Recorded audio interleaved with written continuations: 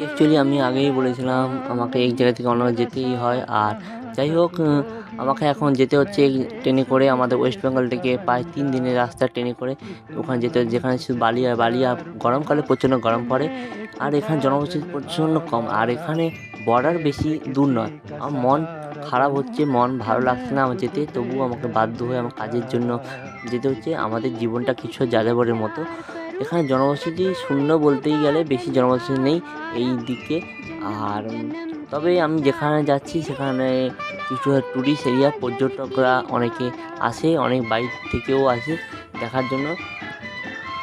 তবে যখন স্টেশনে নামবো তখন বুঝতে পারবেন যে আমি কোথায় এসেছি। তবে কমেন্টে জানাবেন যে আমি কোথায় এসেছি। মন খারাপ থাকলেও আমাদের যেতে হয় এখানে ওখানে। কিন্তু কিছু করার নেই, কিছুদিনের ব্যাপার, আবার কিছুদিন পর আবার বাড়ি ফিরে আসবো। কিন্তু কাজের জন্য যাচ্ছি।